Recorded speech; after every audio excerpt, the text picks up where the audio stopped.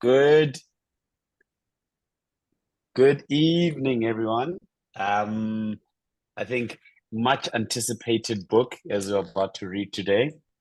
It is this one right here. We are reading Elon Musk by Walter Isaacson. Yeah, listen, it was quite a book. First of all, it was quite big. It is very big, and as I was saying before we started recording, I started reading it, and after a certain amount of time, I thought to myself, okay, wait, let me actually listen to this because it's quite a big book. So I'd rather me have listening. In fact, when I go to work, I drive 40 Ks to work, 40 Ks back from work. Wow. At least it's a good time. It was a good time to listen to it. So it actually helped in that way. But yeah, just by the show of hands, let's first start by that. By the show of hands, who has read Elon Musk? Read or listened? Listened and read, I think it's the same thing. Okay, I did. Yeah. Doc, you read it. Mr. Guy, so have you read it? Angie, you said you read it. Mm-hmm. Who else has read it? I Half have. through, yeah. Half through. I feel like even if you read like half of it, the way it's so enticing, this book, it's it's really. I was speaking to Doc the other day, and it really took me on an emotional roller coaster, to say the least, because the amount of you start off by feeling sad about him, and then you eventually go into this inspired because this guy has a go get attitude, and then you end up like despising in a way, and then you end up say feeling sorry. Like it is such such an emotional roller coaster. So okay, let me give you a background for those that haven't read it. So by now, I'm guessing everyone does know Elon Musk. He is the richest man in the world. And to say that he's the richest man in the world because he got lucky is not, it's not even close for him. He did not get lucky. He made his own luck, this man. Um, Comes from South Africa. Who knew that the richest man in the world would ever come from South Africa? But yes, richest man in the world comes from South Africa. Born in Pretoria, went to Pretoria Boys High, then moved to Canada.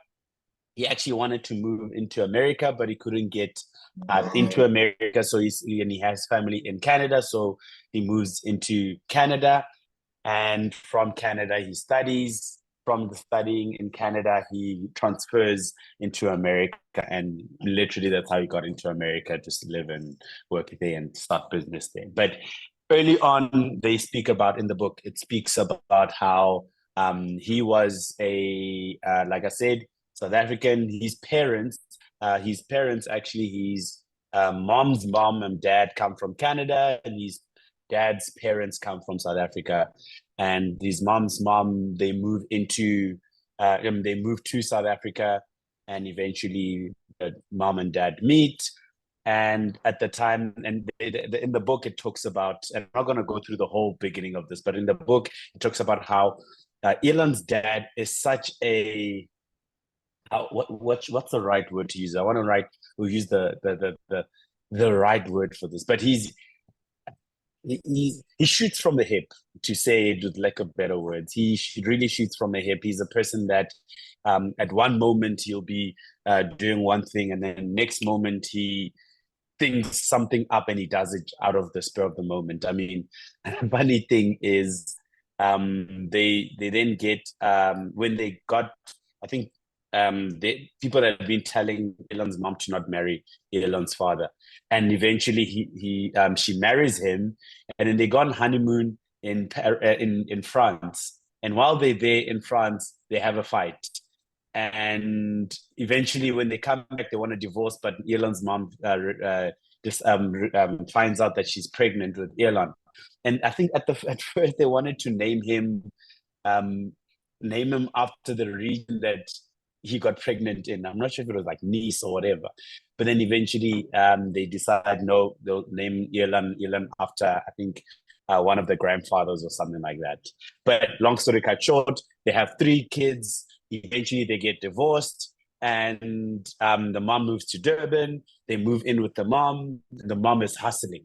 While she's hustling, and I can say basically the hustle for me when I see Elon comes from the mom more than anything else. But in any case, she's a single mom with 3 kids, and she starts hustling in Durban with 2 or 3 jobs or something like that. And eventually Elon, at the age, I think when he just goes into high school, decides he wants to move to Pretoria with his dad, hence going into Pretoria Boys High. In the time he was bullied, and I can't say that I think the dad didn't necessarily feel sorry for him. Like I said, the dad is not really clued up upstairs, to say the least. And the reason I'm saying that, as I'll tell you later. So as he moves in with his dad, 2 years later, his brother comes in, and he moves back in with Elon and his dad. And eventually, after high school, Elon moves to Canada to study. In fact, at first he moved there because he wanted to get away from South Africa. And in the time, he then starts studying. And as he studies, his brother comes in. And look, I'm fast forwarding because this book has so much detail. In any case, he starts studying, and his brother comes to Canada as well. They eventually start a business together. When he is in America, they start a startup. Forgot the name of the business actually, but they then eventually sell it. They sell this business, and Elon says, "Okay, I want to start a payment system." In the time he starts this payment system, that's the same payment system that is going to merge with PayPal, with the guys from PayPal.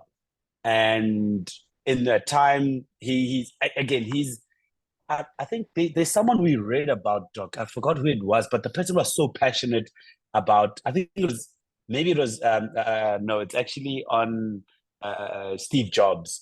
The way they get so passionate about what they do, it becomes very childish like, they become very sour in a certain sense. And that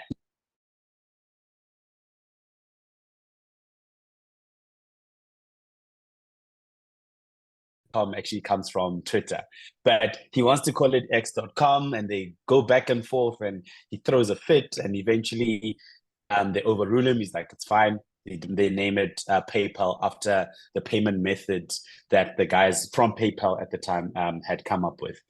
At the time as well, he wants to make this PayPal into a multi. Now he's the biggest shareholder, but he doesn't have the final say, though. The final voting, they could outvote him basically. But in the time, he wants to become a what's this? Oh, he wants this PayPal to become a multi platform, like a social media platform, a payment system. He wants to make it an all-in-one system. Think of WeChat in what it is before WeChat was an idea to these people. And what then happens is then he gets to they overrule him about that, and in him being overruled, he almost like moves away from it. In fact, there's one moment actually in the book before they go into, and this is a famous story, but before they go into this thing where they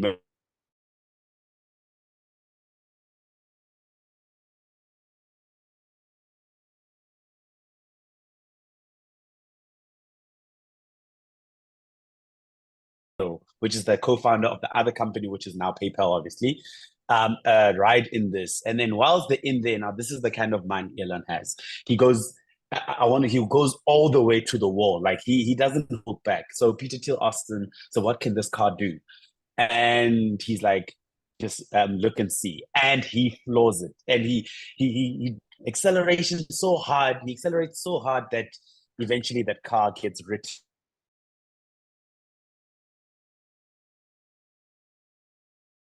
About 20 million or something, but in any case, he's now driving and he crashes this car, basically almost kills the two of them, but they go unscratched. In fact, at the time they were going to sign the deal for PayPal to be sold, if I'm not mistaken. And they get out with one or two scratches, but they hitch a ride with some other person. They get to the place, they sign off like nothing ever happened. Like these guys actually didn't come from an accident. So that's literally, that is who Elon is. He he's intrinsic is maybe intrinsic is not the right word, but he is like his dad, where he also just he shoots from the hip. He thinks of something. If it makes sense for him, he goes all the way with it. So after that, they obviously sell PayPal to eBay. They get the money. At the time, Elon wants to go into space because he has this thought. In fact, there's a book, one of his favorite books, not his favorite books, is called, wait, actually, I have it. I actually read it before, funny thing. I've read the Hitchhiker's book Guide. before. The Hitchhiker's Hitchhiker's Guide to the Guide. Galaxy. Yeah. Yes, Hitchhiker's Guide. It's fun. It's in fact, when I heard that it's his favorite book, I went and read it again, and it just gave me that. Also, Yeah, no, this book. It's such a brilliant book. It really yeah, is a brilliant book. Even though it's fiction, it plays with your mind of how reality is, in the world in itself. But then, so one as this is his favorite book, he's always had this wondering to have the world as a multi-planetary civilization. Like people live in Mars, they can go visit Earth to go see their parents or something. I don't know what he's thinking is. That's exactly what he does. So he goes out and says, okay, he wants a rocket. Obviously, he has so much money now, but he wants a rocket. He says he's only willing to spend, I think at the time it was like, I want to say 20 or 30 million. Or it was something like that, even or 3 million, I don't know. But in any case, he wants to spend a sum of money, X amount of money. And then he goes, okay, no one in America will sell a rocket to him in a way, but he says, okay, let me go to Russia, because he has a guy that knows a guy in Russia that they could possibly sell him a rocket to. He goes to Russia, he gets there, he tries to get this rocket. In him trying to get this rocket, he doesn't succeed. And that's the long story cut short. These guys want to undercut, and he eventually says to himself, but what does the rocket actually need? Because these guys are really, they're ridiculous with their price. He then has this thing called an idiot, is it an idiot barometer? Yeah, an idiot index. Yes, an idiot index, where he says, okay, how much does it actually cost to build this, and what is the first principles around building this? And if this thing costs X amount away from what it actually costs to make it, they're idiots. Why would we actually spend that much money if we can pay for someone to do it for less money? And then eventually, that's basically how SpaceX actually started. That he built his own rocket, and now he wants to build his own rocket that he can reuse, and then he goes from there into building them going into orbit. At the time, I think maybe going into SpaceX. When I say this man doesn't hold back, they tell a part in the story where he was gambling with his friends, but just a normal poker game with his friends. And he's a person that goes all in all the time. And he went all in, he lost. And then he went all in again, I think, and then he lost again. And then he brought himself back into the game, and he went all in and he won everything. After that, he literally won everything. He wiped everyone off and he won the game. Now, that's literally what he does in every single thing he does. He goes all in. He doesn't hold back. He goes, like I said, goes into SpaceX. At the time, I think they did the first test flight. The thing exploded. The rocket exploded. They do the second one. They do the second one, it explodes again. They do the third one, it explodes again. Now, after this, he has no money. If they fail on the fourth one, literally, and they needed this fourth one to work because NASA had a contract out to give, to give them 10 billion for sending out satellites and eventually, obviously, payload into the Earth or into orbit, or even the people to the space station. So the last one is like the last, and you can think of it also as he's literally went all the way with this one, and he's like, look, if we fail, it doesn't matter, it is what it is, but we will not stop until we make it. As long as we have something, we will not stop.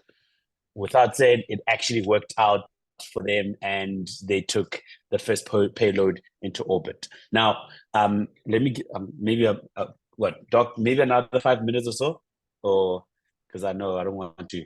Yeah. So eventually, he then goes. They make it. They get the 10 billion. They start building SpaceX. In that time, he has another idea with not an idea per se, but he wants to go into electrifying vehicles, and he gets these guys, these two founders of this car company named Tesla. He then goes to them and says, okay, well, I want to invest. I think he invested, he has majority share. For those that don't know, Elon is actually technically not the founder of Tesla, but because he has so much stake in it, people almost think that he is. And yes, and we know him by Tesla, and yeah, so he gets into he invests into this company, Tesla, and we now know what Tesla is. Like I said, I'm just fast forwarding everything. Now, I think one story that I need to tell is how he actually basically became the richest man in the world. There's a time in Tesla that he obviously Tesla is now trading public, and he goes to the board and says, listen, we will make Tesla profitable, but by a certain time it will happen. So he bets with not bets per se, but basically there were these hedge funds guys and whatever that were shorting the stock of Tesla. And the board was on his neck now because Tesla's not making a profit. Obviously, they opened up the factory and everything, and the cars that they're churning out within the factory isn't enough for the people to actually be to take Tesla serious, basically. And the number was like 5,000. He needs to get to 5,000 cars a week that this factory is churning out. And what happens is that he goes onto this thing, they call it demon mode, where he's all focused into this. He's focused. He's a problem, basically, where he makes sure everything is done. The idiot index comes out. The first principle. One thing that I really appreciate about Elon is he works on first principles, and that's one thing I guess that got him to where he is he questions everything all the way down to first principle and works himself all the way up so that he can come up with a better way to do that very thing that he's trying to do. And then he goes, so in that he basically goes to the board and says, listen, if I don't have 5,000 cars by, I think it was like the first quarter or the second or third quarter of Tesla's financial year, I don't get paid anything. But if I do, I will get, you give me stock and I'll get paid on the stock that I get. Now, I think he gets it, like he literally has a day to spare before earnings come out, and he makes it. 5,000 car in a week churns out of the factory, and people are shocked. I mean, the whole market goes crazy and the stock climbs, and all the people that were shorting are obviously losing their money now. And they lose so much money, and he gains obviously so much shares, which gives him so much stock, which makes him the richest man eventually in the world in like 2021. Not in, but eventually in 2021. So that's who Elon is. He like I said, he takes me. There's so many things in this book that I don't even think one person. We would need double the time to actually talk about all the stories, from why he has many kids. I mean, he has kids that with a lady that worked under him, but it's not to say that they didn't even sleep together. He was just a donor because he believes both her genes and his genes will make great kids or make great offspring, because both of them are clever. Literally, that's how he thinks. And on Twitter, for instance, I think Twitter was the first company I want to say that kind of challenged him mentally. Really, really challenged him. I think psychologically, it really challenged him, and you could see it in that whole chapter when he wanted to buy Twitter, when he eventually wanted to make it X.com, when he made it into X.com. And the thinking around that is, because I couldn't make PayPal that, I'll make X.com into it. And then the last thing maybe I want to say before I hand over to the others that have read is that I realized when I read this book how much power Elon has. Like I was actually talking to Doc as well. Like, after I think Ben Franklin is the next best person I could equate Elon Musk to. Like, we have the Bill Gates, the of the world, the Steve Jobs, and all of these guys that really have put, like Amazon, all of these guys that have done amazing things, but no one has come even close to what Elon is doing. I mean, everything he touches literally. In fact, I'm so confident in that Twitter will probably, if it goes public again, will make him another who knows how much. But he has so much power. He thinks in a way that no one in this world probably thinks. I mean, he was born. He has a brother and a sister, and they also obviously are very clever, but they're not even close to being like him. And the things, like I said, it's at the end, and maybe we'll talk about it at the end, but for what it is, for me, like what this guy is doing and has done, no one comes even close in my mind to what he's doing. And in the wake of him doing what he does, he left people on the wayside. And what I mean by that is, he almost doesn't care about people. He cares about the end goal of what he's trying to build. And that's what makes him so such a force to be reckoned with, because he doesn't care. As long as we build it, people need to get to Mars. That's all he thinks about. If you're not going to make it happen, leave. I'll get someone else that will make it happen with me. And one thing I really do appreciate, though, about him is he does get his hands dirty. He's not a person, he's not a CEO that says, oh, we'll give someone. And no, he's confident enough in his abilities that he goes into a company, he takes over, he does whatever he needs to do, but he gets people to answer to him, and he sits within the technical side of how things are made, so that he can actually hasten things. Because if he knows that if he doesn't get things moving, nothing will ever be done. And that's the thinking he has, and I really do appreciate that about him. So with that said, I want to give other people a chance, and at the end we'll probably just give final remarks, because I have a really interesting final remark that I want to share with everyone. But yeah, maybe Tabo, I know you have read this book. Do you maybe want to go and speak about it? Give your 2 cents about it. You just started with Angie. I'm always picked on when I come here. Because you have Okay. such vast knowledge. Even, No, because you want to start with me? But let Yeah. me start, because if I'm not structured, then I won't have to match Angie's level of structured, No. coherent review. The last thing that you ended with to say is really hands-on. First, I like the book like a lot, and I feel like I will read it over and over again. And I was one of those people that thought, oh, I've got a cute club member learning to read already. So I think I just thought, it's another biography, and at some point, I think we created this grand thing out of Steve Jobs, that you think, it's just going to be another rich guy. And, we got the wow of Steve Jobs and the guy with Virgin. I wasn't really looking forward to reading another billionaire book. But when I read it, I realized he's like miles apart and so different from them. First, because I was like, you can't replicate what he has, because it comes with he's on a spectrum, right? He's got Asperger's that is undiagnosed, his bipolar is undiagnosed. So that's what he says, that's what he tells us.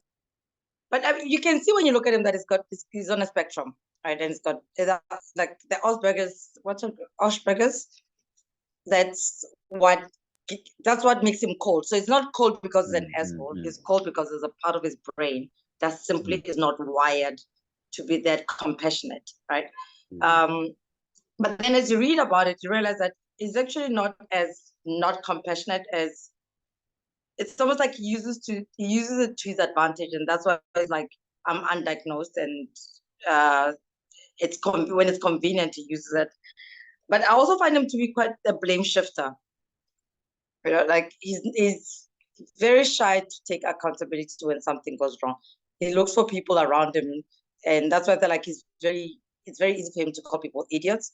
Maybe hence the idiot index. But I think in the third space shuttle, he blamed somebody, and it turned out it wasn't the guy's fault, and he never really said sorry.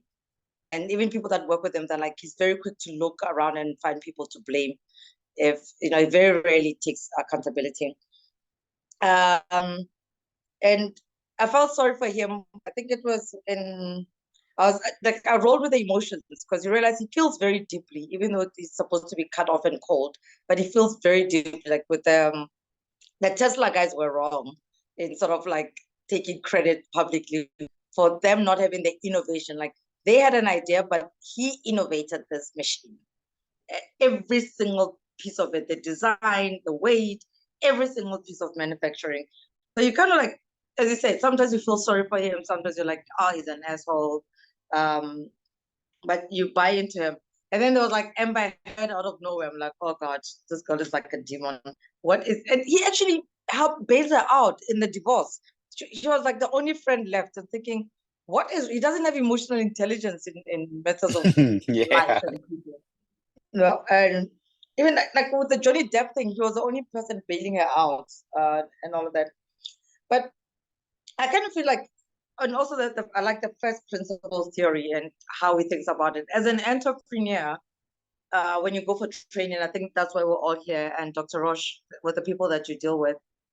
And I've seen myself failing to, like, I produce honey, just failing to itemize what it takes at the cost of everything that it takes that goes into my honey bottle. And the honey was easier, actually. I could do that. I could even say, for me to brand my bottle, it cost me 17 rands, you know, and every time it changes, I've got an Excel sheet to that.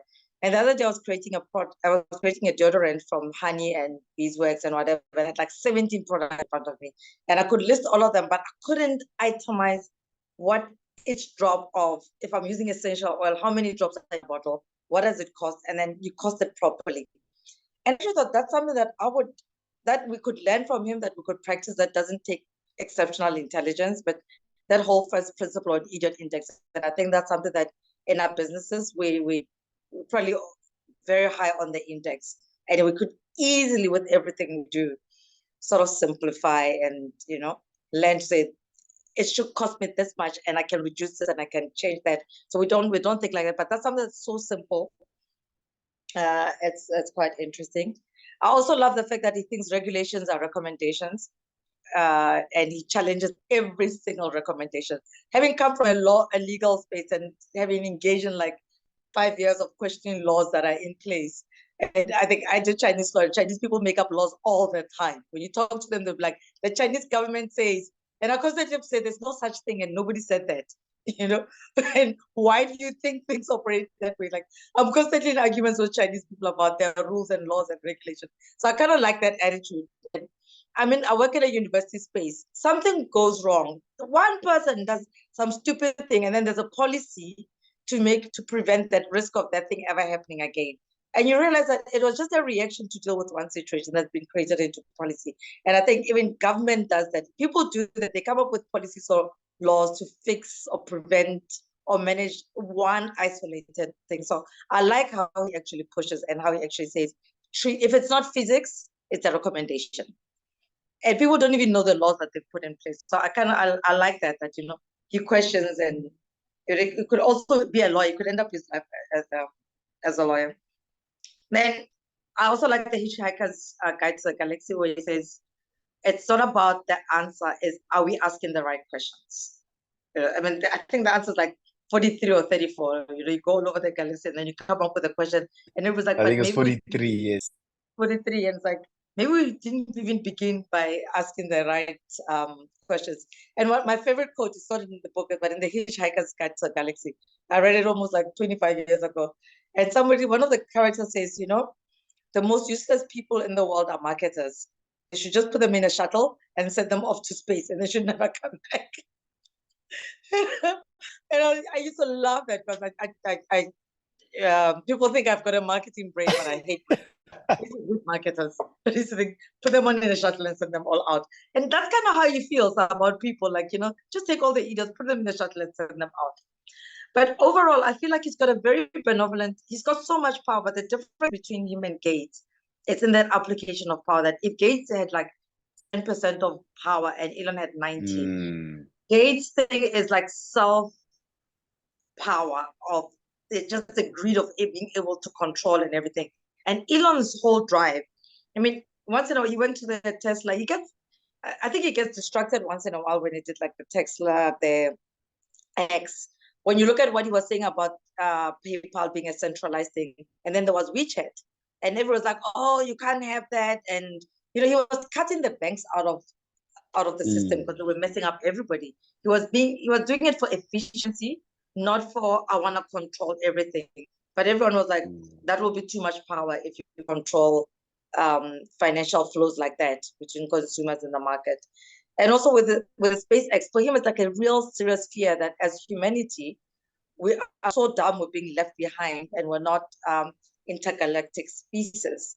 Why are we not, why are we not trying to do it? Then that's when I thought it's okay for him to have power because he's think of the greater good. Obviously there's going to be a few people that he offends, but he hasn't killed anybody. Like when you look at what happened with COVID and how many people were killed and people that are trying to deal with population oversize, like that I could try to control human. He's just like, I want to add to humanity, not control what's going on. So I kind of like that. And I was also quite impressed because we constantly read about this guy with like this, he's putting up 100 million now in X. And it's only when you read the book, you realize how SpaceX is making money and how it's revolutionizing parts of industry, like, using an air conditioner to replace it with something that's been like a couple of 100 million rands. And now NASA has to buy parts from him. And how he also centralized everything inside. It's like, because the Russians were doing this thing that they kept on taking the price up every time he talked. Yes. And he realized these people, like, you're not going to win here. And he realized you have to actually, his model of doing everything in-house, not for the sake, it wasn't a business model. It was more of that whole survival. It was survival. It was efficiency. Yes. So in ways that the way he crafts strategy, it's not how a business school will tell you this is how you craft strategy. There's strategy 1, and there's like 8 strategies. Do you want to do this? Do you want to centralize, decentralize? For him, it's like out of necessity. Everything is done out of necessity. What needs to be done, and how do you need to succeed more than anything. So I kind of like that approach. Sort of that's how you craft strategy to solve new problems that nobody else has actually solved. So I'd say overall, also in terms of it as a book, there were some areas where I think it's unnecessary. I came out of it thinking I really like him now, but I don't like how he hates South Africa because he's like, this country is trying to kill him. And every time he leaves South Africa, like, it's almost like the land has a personal vendetta against him. So it's sad that we, as South Africans, we can't leverage that because it's never going to feel aligned with us. But I liked it, except that I think as a blame shifter, that bothers me that he doesn't take accountability. But generally, I think it's got a good sense, and it's doing what needs to be done for greater humanity, and it's having sleepless nights out of like a big vision and a benevolent vision. So I'm quite happy. And I think I'm going to read his other books because there's a lot of books about him on the market that I know there's one that is also quite big. It's also, I think it's called Musk or something like that. Yeah. It was done quite a few years ago, just after PayPal and those kind of things. I think that's when there was released, when you're just at Tesla, when you're starting. But it'll be interesting to read that one, yeah. And I think the structure of the book is what bothered me a little bit. That I think Isaacson maybe is renowned biographies, but he wasn't using, like, the chronology wasn't really about time. And then but that's what I actually loved about it, actually. goes to, I'm like, let's talk about X and finish it, or give me a time like in this time in his age. This Musk was 34 years. This is how he was thinking. Like at the end, I was like, who was he married to? Who? When? What did X do? What? And for a big book that you're trying to keep track of, you're like, why are we still talking about X? Are we done with Tesla? Oh no, we're back to PayPal. And I kind of didn't like that order of chapters. And then the chapters are about married to so and so, but then it's all. I just thought the structure was. I didn't enjoy the structure of the book. So what I liked about, I actually liked it a lot because I don't think he went with structure from a age point of view, right?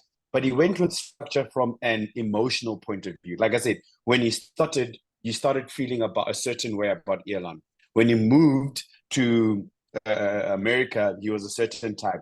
When he was in X, he was a certain type of person, and they showed that within that the time he was at X. When he was at, in fact, the most inspirational parts of it was when actually they were talking a lot about SpaceX, because that was the first time you actually saw Elon not think about himself.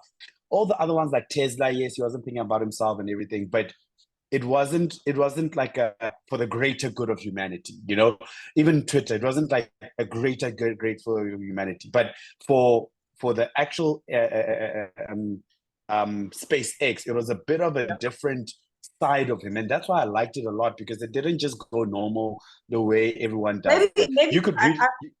I think that you're really smart for seeing that it was a emotional chronology of this is where he is, and that's why it's like at this point where they were negotiating X, this where his emotions were, and then he went to Tesla, and then he came back to SpaceX as a different emotional being. But because you don't see Elon Musk as a person, but more of as he's a self-employed person, like he's just work. There are bits about his personal life, but it's like not really deep. Even the wives are like, he's generally an absent person from real life.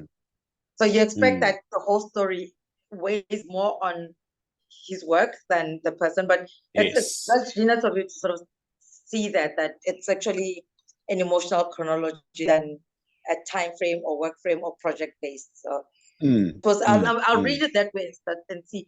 And also because he doesn't grow emotionally. It's not like he just goes through those dark, so it's nice. I'll review it. I'll reread it with that lens. Yeah. So. And overall, I'll give it. I think no, but you can't. Don't say it yet. Don't say it yet. At the end. Okay. At the end. At the end. Okay, Angie, maybe we'll go to you now. Yes. No, as you say, it's a big one. I was reading it. At some point we traveled, we had a road trip, and I started reading it for my husband as he was driving us. And to the point that we would stop or whatever, and he would say, like, when he would continue driving, like, where are we now? Like, he was just so like to the point that he said, that's actually very cool. I said, no, I'm not gonna finish the whole book in the ride. And he says, no, but I'll borrow it from you because I need to finish it. So he was really interested in it. Yeah, because what we knew about Elon personally is, he's a Tesla guy and he's having some projects that he wants something in space and stuff. I didn't have a clue of really, I knew that he was from South African origin, but I never knew. And I think I knew he was a bit eccentric, a bit crazy. But coming from his childhood, the traumas, what he was exposed to, the parents, right? So as you say, I felt very, very sorry. I felt like this guy had a very tough upbringing, right? But it was interesting to see how he was also refuged in books. And it's interesting because actually today I was talking to somebody that is in these teenage years and was complaining about the not fitting in and stuff, the teenage that now they want to fit in certain groups and stuff. And we were talking about if you want to do exceptional things and great things, right? You don't have to fit in or to look into fit into the norm, to the average. And I think Elon really fits exactly what I was saying, because he was not a normal kid, like devouring all these books and this interest and this passion is not really normal. And I think obviously probably he was also bullied because being the odd one and the weird one and the crazy. But if you see him right now where he is, right, millionaire, the richest man in the world, it takes that to be odd and not to conform to what is already there. And we saw it, some of the quotes that really stuck with me is the fact that he was so puzzled about the technology. Like, if we haven't had any more progress, is because it's about consistency, isn't it? We haven't really, we got to Mars and they landed in the moon or whatever, and that's it. And what else? What else? So he has gone to that questioning of what it is, to question beyond what we have done, to question beyond what is written. And it's something that really inspired me to really pursue consistency, pursue the beyond. I think he was just thinking, in all senses, he's always thinking out the box. And then the persistency, he had in his mind that he was going to go to America, and he wanted to exploit the fact of that his roots, he has some American roots, right, with the grandparents and stuff, but it didn't work like that.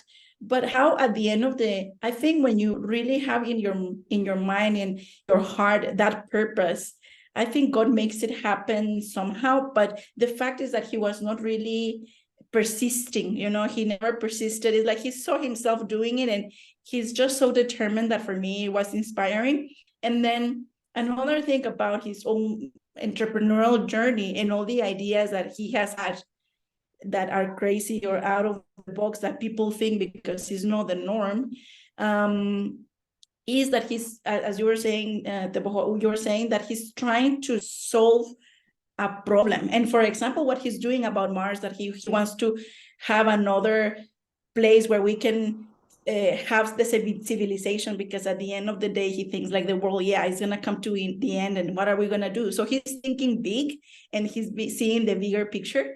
But a lot of people in other of the models of the business, they were saying, so how are you going to make money? And sometimes as entrepreneurs, we really focus, yes, the money, but the way he sees things in reverse, right? Like, cover that need or cover that thing, money will follow. Like, he's not really interested in the beginning making calculations, I guess, of how much is he gonna make, how much is he gonna sell, how much is he gonna, because for example, the trips are not there yet to Mars. There are not trips. He wants to, but he's not thinking how much money is he gonna make, and he's just too focused on that, on the end, right, before counting the money. So that was another thing that really inspired me, to look for causes and businesses, ideas to solve problems, to solve big issues, right? And I think you forgot, you were talking about, Marisela said something about PayPal, but the first business I wanted that for me was quite interesting was the Zip2, like some sort of Google Maps, that's right? what it was called, Zip2, yes. City app or city maps or something like that. Yes. That it was not there. That's what So it was it's called. to look for opportunities for something that is missing, and to bring the innovation. Sometimes I when I first came to Africa, and here in Botswana particularly, when I was seeing ladies selling the same vegetables one after another, right? Like, it's a whole, but they sell exactly the same. And I was telling my husband, why doesn't one of them does the tomatoes into a sauce, or like, why, like, a bit of, you cannot be selling exactly the same as the other person, just try to twist it a bit, like something like that. So I felt like this is what the guy has always done, like the innovation part. Look for an opportunity and then innovate, make it different. What is different from what is already there? So I have very mixed feelings about Elon. I have also been watching some of his interviews. It was very emotional when he loses the son as well, and all the turmoil, that relationship with the father. I think he tried, like when he tried to move back with the father, didn't work. And then he loses the son in the USA, and he still calls him and he buys a house and still didn't work. Like, I think he has tried and he probably wants to heal that part, but it's really not not working. So it's Listen, a lot Elon's of dad emotion, and the way is that crazy. he is also so impulsive. As you say, I also get angry, like he's so inhuman, but as the Boho is saying, like, well, it's also part of his own, the way his mind works, which is good at the end of the day. And I also applaud and the kind of CEO that he is. Like, I was at some point, they were not even having a proper apartment when they were in the SIP2 and the PayPal, that they were sleeping there in a couch or under the desk. And then when the brother says as well that they were, when they moved together and they were trying to make this work out, the company, they would be eating fast food, and he knows the whole menu because they were just there in these cheap places, or eating just from a box of cereal. So it takes a lot of sacrifices. And I think in where we are right now at this stage, a lot of wrong mindset about entrepreneurship is that we have instant gratification, or businesses. If you're a business owner, immediately you are meant to be rich. We don't. I think we live in this fast pace and microwave things that we want everything fast. And we don't see, because it's been ages. You're talking about 2003, 2000, when so if you look at now, it's been like 20 something years in the making, and it's not as easy. We see Elon and we think like, oh, okay, he's lucky, but everything that brought him to this point, right? So it's very inspirational in the sense of persistence and delaying instant gratification. When he bought that car, the luxury car as well, it was part of his earning from that company that he sold, but he didn't go crazy. Like, he was really also quite thinking of the big purpose, like the delayed gratification.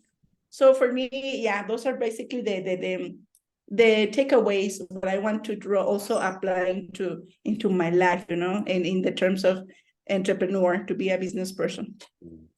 I'm not gonna rate it yet, but I agree with be as crazy as him, please. Yes, I agree with the Boho about the same feeling about it was at times confusing, the in and out, and it comes and it goes. Like, for me, yeah, I wish it was like more structure in that sense of events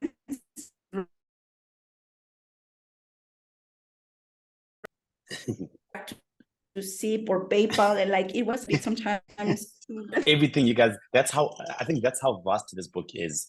Well, you spoke about one thing, and everything you spoke about, Angie didn't even mention it once, and she had her own thing. She spoke, like, there's so much detail about Elon. You almost feel like if he was here, you could speak to each other and be like, "Ah, Musmadan, I know you. You can't tell me anything. I know you." But there's so much detail in him. I think there's something you said around how his upbringing, obviously, and how, that's what I wanted. So one thing that I really, really, really appreciate about him, and he reminds me of John D. Rockefeller, is that he loves his family. He really, really, really loves his family. He'll fight with his wives or girlfriends or whatever, like anything and nothing else, but he appreciates companionship a lot, and he loves his family like nothing else. I mean, his whole thing is he wants to repopulate the world as much as possible. That's why he wants to have 50 kids, kind of thing. But he really does love his family. There's a big part of the book where they talk about when he's with X and X is like playing around, and he lets X be X, basically. And that's the kind of father he is, because he was raised in a way like that, where they let him do a lot of the stuff, let him learn. But one thing I do appreciate is that he loves his family, and he'll do anything for his family. Is there anyone, before I come to Doc, is there anyone else that has read this book? Ms. Van, have you read this book, Cariso?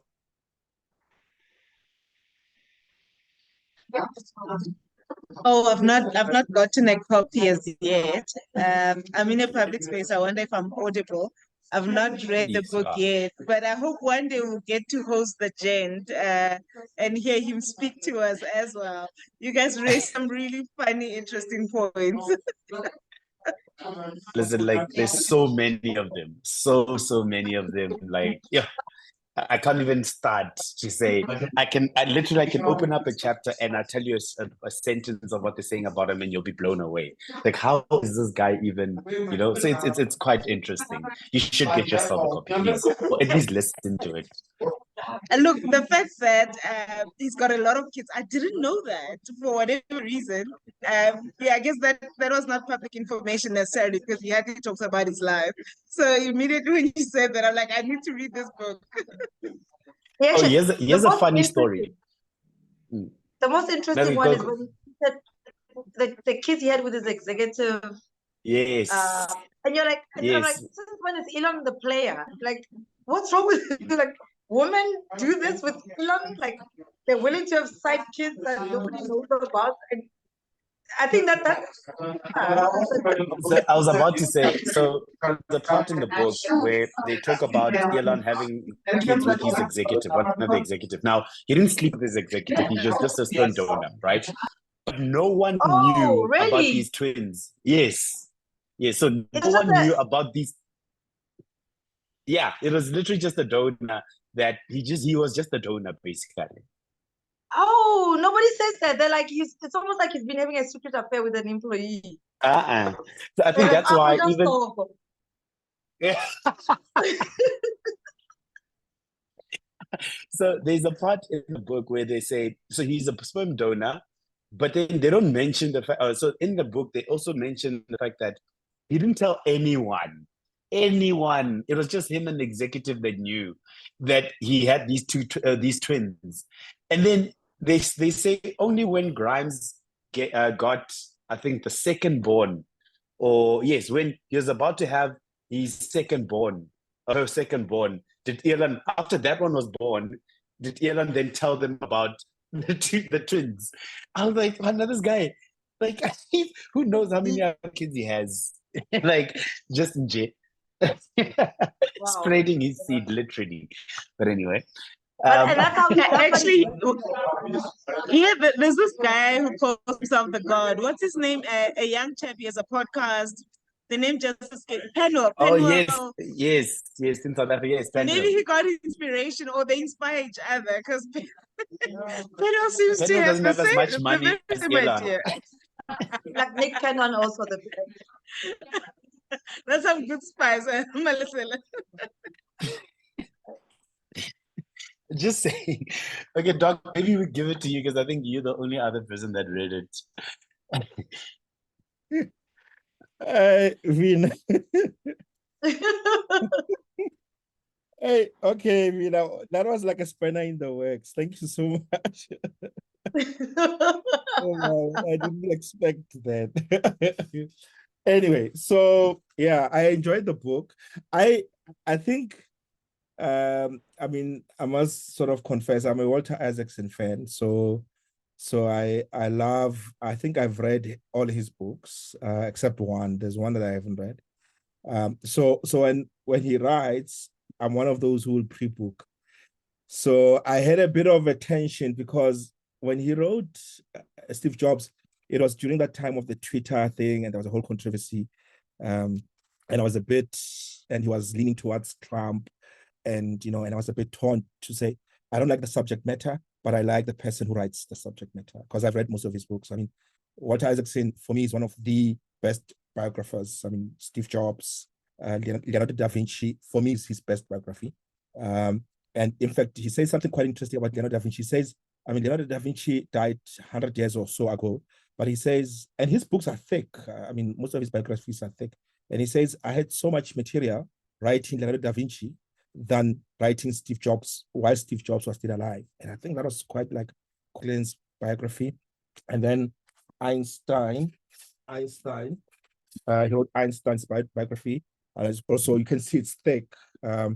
Codebreaker, the lady who came up with CRISPR. And then, of course, I don't know if you have read this, Melissa, The Innovators, also quite an interesting book. So that was my first book that I read, and it blew me away. It blew me. In fact, Steve Jobs was the first one, and that was my second book that I read from him. You mentioned earlier, there's another book of Elon Musk by Ashley Vance. Yes, that's the one. Yeah, it's also quite good. But I think for me, I'll always gravitate towards Walter Isaacson's biographies. For a number of reasons. I think Isaacson does a thorough research of the subject matter. He does numerous and hours of interviews. He follows his subject matter. So he immerses himself. It's as if he's like an actor and he's trying to immerse himself into a role. So he immerses himself into the subject matter, but also his narrative skills. I mean, there would be paragraphs where I would read. I mean, he's just a gifted storyteller. I mean, he's got this way of weaving anecdotes and historical events. And I just, you would read a paragraph and I would say to myself, this is Isaacson, because you could pick up how he writes. But I also find that he's got a balanced perspective. And I think it came out quite a lot with this book. But I think also with Steve Jobs, I think he's got this balanced perspective of trying to show us. So he tries to avoid the hero type of writing, and he also doesn't shy away from exploring the subjects and contradictions and failures. So he's got this way of bringing these two sides, and at some point you're not so sure whether you like this guy or you don't like this guy. So he's got that way of, and in fact, in most of his books, and when you even read Leonardo da Vinci's biography, you look at this guy, like, this guy's a genius. And then later on, you're like, this guy is a moron, because he's got this way of balancing perspective. But I think what I like the most about Isaacson's writing is he always looks at his subjects' impact on history, on culture, on society. And I think with Elon Musk also, he does that very well. He sort of tries to, and I think Tebogo somehow alluded to, this might, and he was comparing Musk to Gates. And Walter Isaacson has this way of saying, let's look at the history.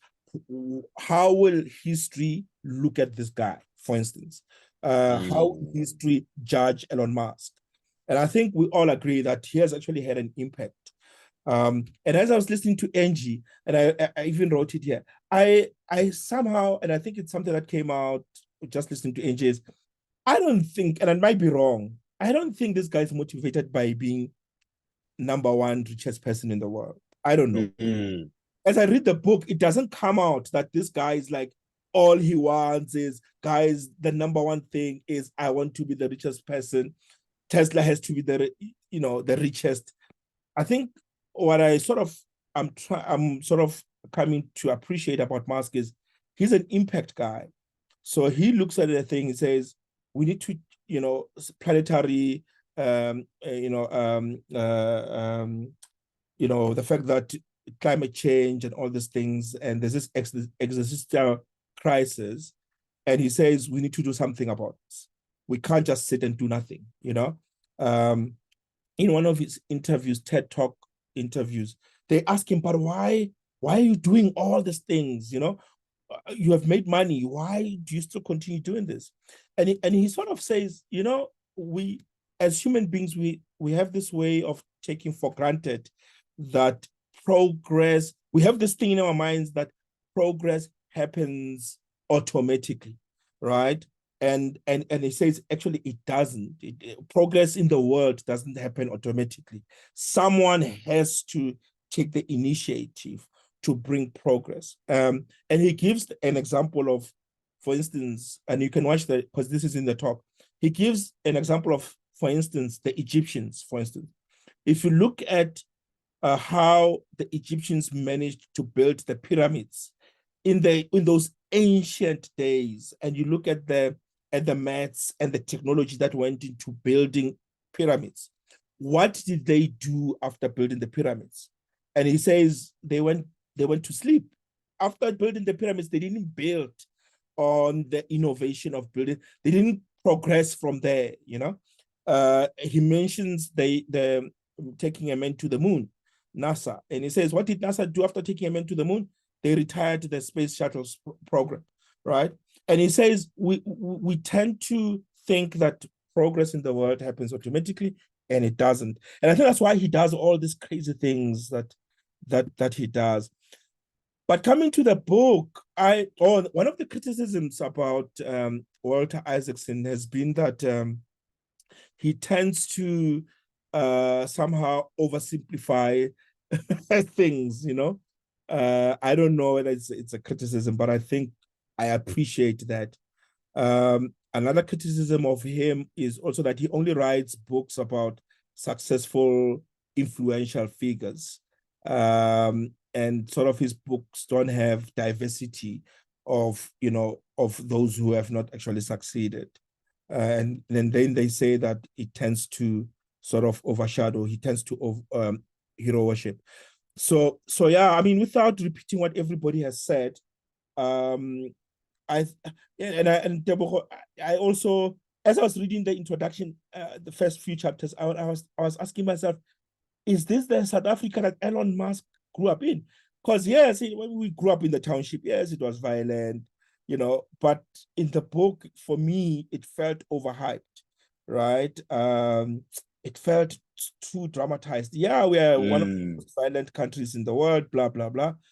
But I don't know if white people at the time were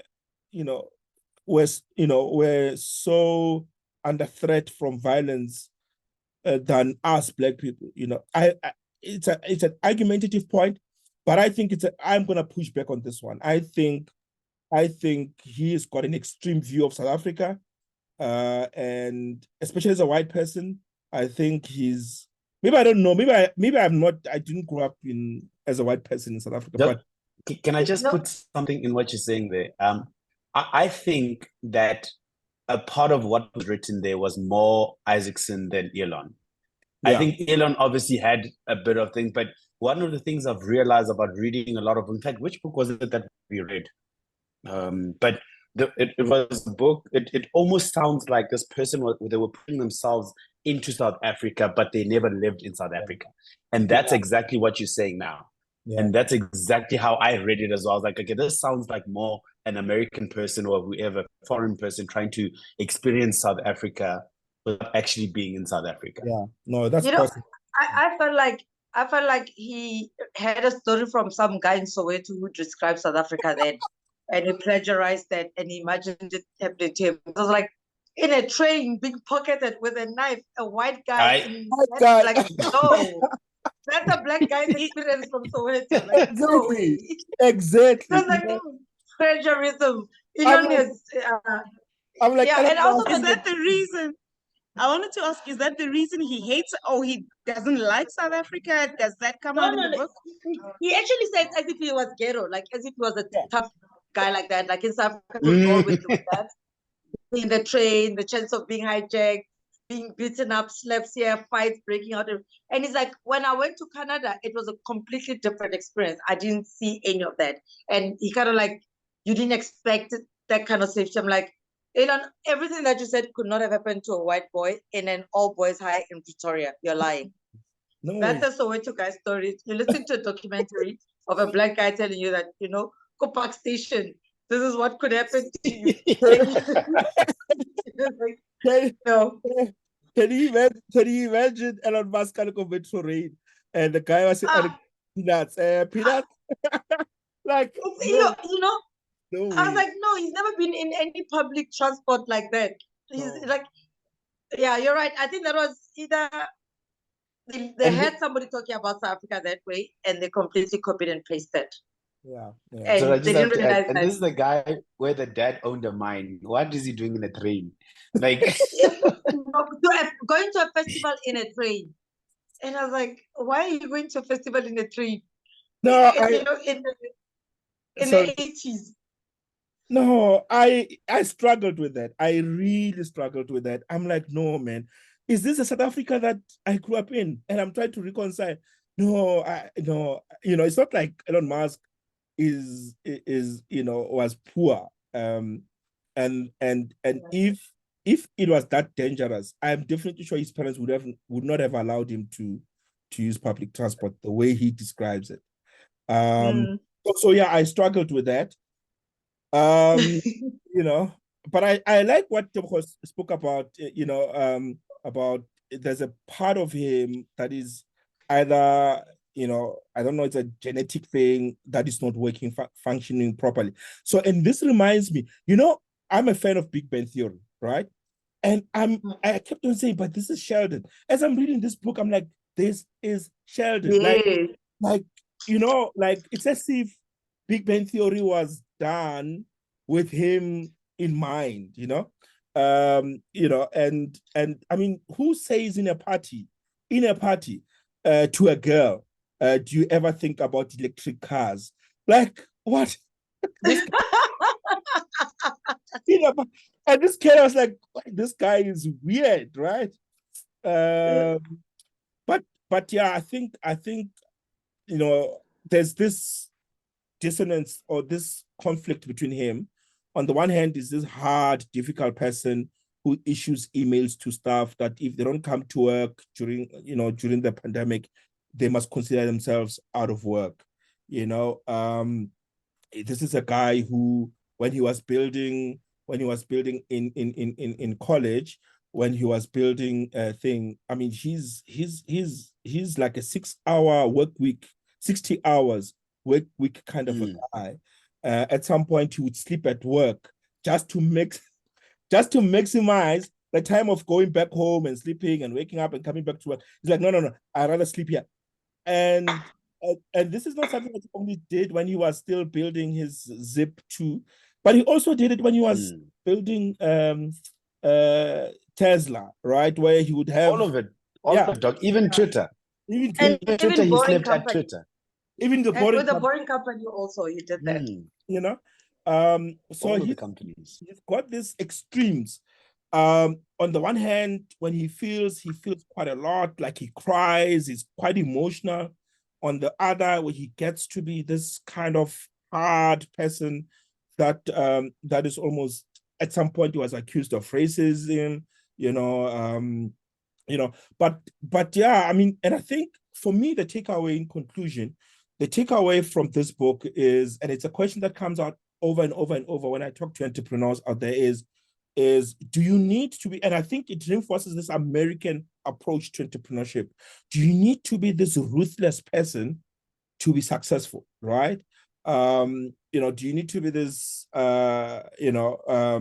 difficult person to work with? Do you need to, and I think not taking away from the fact that history will remember him as one of the guys who have actually impacted the world in a more positive way. But also in doing that, in achieving that accolade, do you have to have this management style that is difficult to work with, that is pushing people relentlessly? Because even Steve Jobs had those same similar qualities, right? Of firing people in the morning. I mean, there's this story of if you are going to work in the morning and you meet Steve Jobs in the lifts, and you both get into the lift, and before you get to floor 2 or 3, he asks you, what are you doing here? What work do you do here? And you don't give him a satisfactory answer. By the time you get to your floor, if he's still there, you are fired, right? Oh my God. To a point where people, when they saw Jobs on the lift, they took the stairs. They're like, I'm not going in there. They took the stairs. That's how crazy. And that's why he was fired at Apple, because of his management style. It's coming back again with Elon Musk. Here's this guy, he's a genius, but with flaws, right? So he's a genius with extreme flaws. So what message are we sending to entrepreneurs? That it's okay to push people relentlessly, and not have the heart, or if you want to make a mark in your world. So yeah, I mean, and I think Isaacson presents these two extreme worldviews quite well. Here is a success, he's a genius, but he's also a moron, he's a difficult person to work with. And some people say, is colonizing Mars a noble pursuit, or is it a billionaire's ego trip? Here's this guy who's trying to have an impact in the world, but he's got too many kids and blah, blah, blah. So he's trying to juxtapose these two extreme worlds using Steve Jobs as a subject match. And I find that for me, what comes out is he a superhero or is he a villain? Yes, he's impactful. But, so for me, that's what comes out. But yeah, I mean, it's an amazing book. It's an amazing story. And on the structure, I agree with Tebogo to say it's a bit difficult to mark his journey in terms of his age, moving. But what I love about the structure on the other side is each chapter is independent. And I think we discussed this, Marisol, at some point. You can start each chapter, and it's as if, he introduces you to that chapter without saying you need to read the previous chapter before you read this chapter, And I think that worked for me. So yeah, great book. Thank you.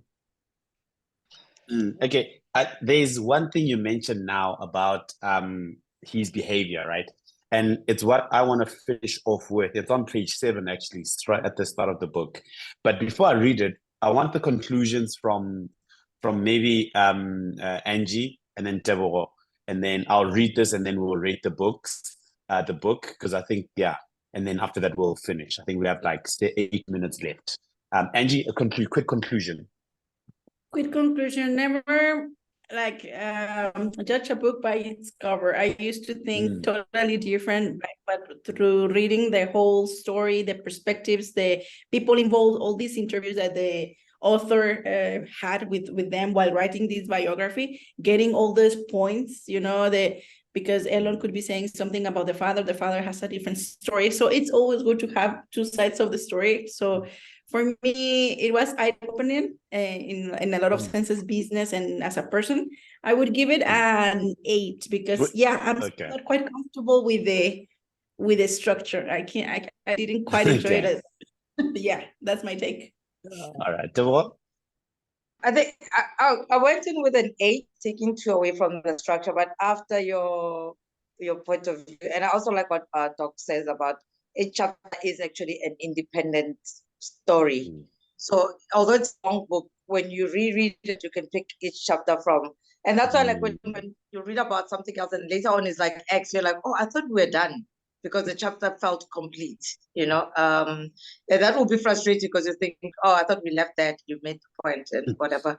But I think it actually, as much as he's erratic and everything, it comes back to what I agree with Angie, like never judge a book by its cover, because you see all these interviews and he's a very eccentric character. But one thing's for sure, and I think that's what Marcelo said, that Elon has never been about money. He's got no desire to be a billionaire. He's never, he's chasing a big vision. And something that we all didn't even mention was the reason he bought X, I think it was, he had a conversation with somebody about AI and the dangers of AI. And the guy made a comment that, if we are irrelevant, we should perish. And Elon was like, that's a very killer statement. And for that killer statement, it's almost like he went ahead and invested in AI in a way that makes it ethical and preserves it. For OpenAI. I don't want to be That's where OpenAI came from. I don't want to get to a point where humans are pets. So I think he's got a greater humane or human interest. And that, like, I feel like he could easily be a president. Also, something that he did that I think no, not a president. No, you'll get rid of all the idiots and strip them to space. But something that he had a very fair judgment of both Barack and Trump. Like he didn't over exaggerate. He was like, Barack gets it.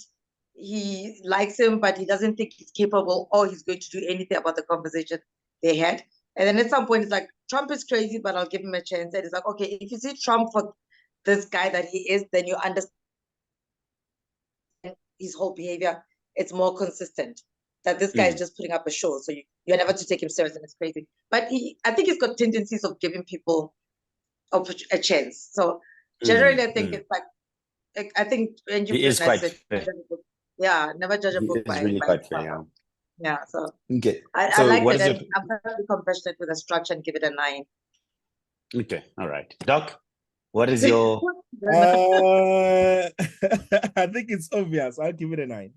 Okay. Because I think what I've learned is to, and it's something that I don't know if it's a good thing or it's a bad thing. I've learned to separate the character of the person from what they're trying to achieve. And I think what Musk is trying to achieve is something that is important for the world.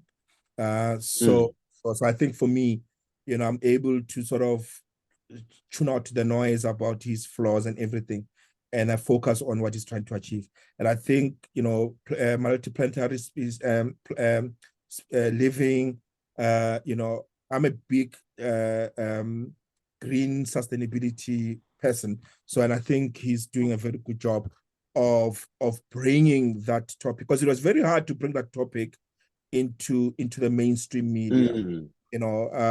He's doing it in a more fashionable way. Suddenly people want to buy Tesla cars, even though I think they're ugly. I don't think Tesla cars are beautiful, but I think the technology. No ways, they're so beautiful, those things. No. Those things are when it comes to design, no. The technology, yes. The technology, I give it to him. But the design, I'm like, I mean, you see that Cybertruck? That thing is... No, okay, now you're talking about Cybertruck. The other ones are nice, dog, not Cybertruck. Anyway, but I think what he's trying to do is quite important. And I think he's championing a good cause. So I'll give it a 9. Yeah. As a person, I can ignore his faults and whatever, because I know most geniuses have those flaws. So I'll give it a 9. Okay. All right, I'm going to read this, and then I'm going to tell you my end thing, and then I'm going to rate it, and then we'll be done. Give me 2 minutes. So it says, it's page 7. It says, when I was reporting on Steve Jobs, his partner Steve Wozniak, said that the big question to ask was, did he have to be so mean, so rough, so cruel, so drama addicted? When I turned the question back to Woz at the end of my reporting, he said that if he was run Apple, he would have been kinder. He would have treated everybody there like family, and not like summarily spied people. Then he paused and added, but if I'd run Apple, we may have never made Macintosh. And that's the question about Elon Musk. Could he be more chill and still? Could he be more chill and still be launching us to Mars and electric vehicle future? Now, the reason I read that is what we all been saying, right? And it's something that comes to mind. I was speaking to my friend about this.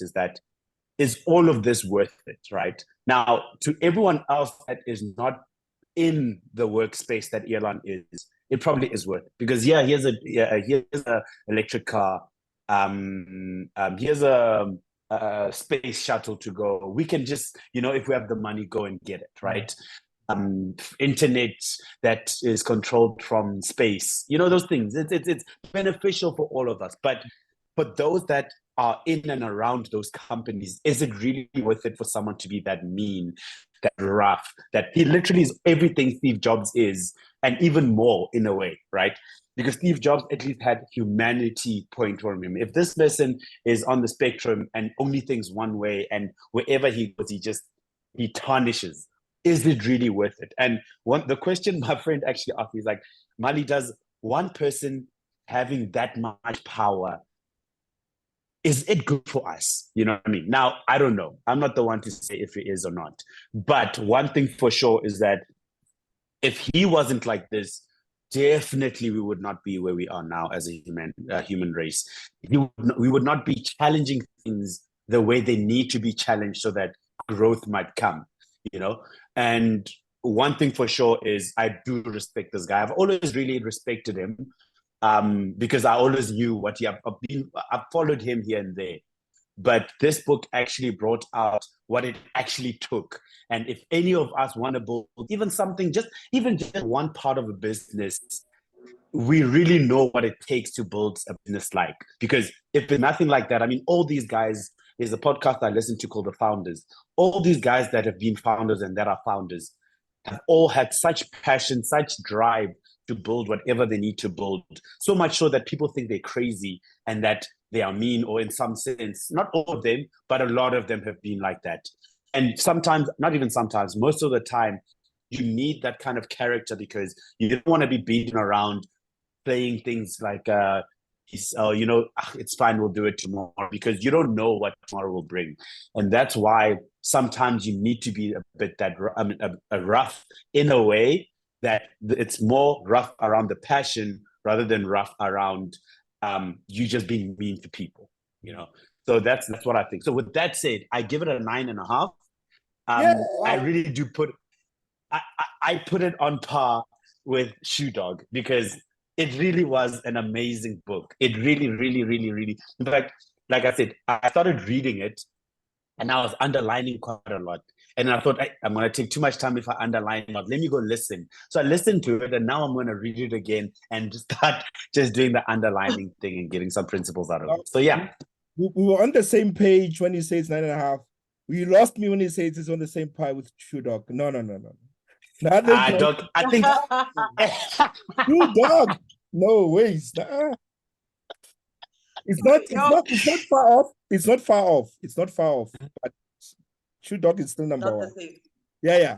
I'm not saying from a journey point of view. I'm not saying because Shoe Dog takes you on a journey. Shoe Dog makes you feel like you will take over the world tomorrow. Yeah, now you got me back.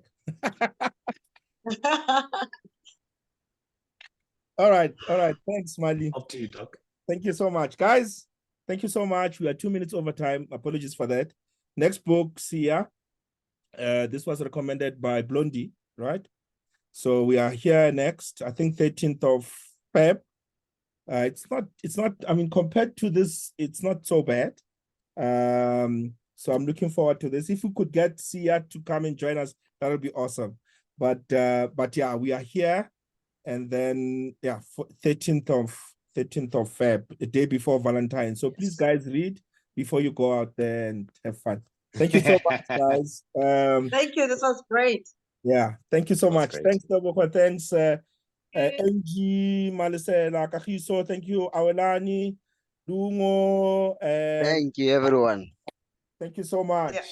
Hopefully next Thank time you guys will also form part of the discussion. Vina, you don't have an excuse. The book is local. So I'm looking forward to your inputs. Awelani, you're welcome. Lungo, you are welcome. Kahiso, you are also welcome, guys, for your inputs also. Definitely. Yeah. So thank you so much, guys, and have an awesome evening. Same to you. Bye, everyone. Bye. Bye. Ciao. Bye.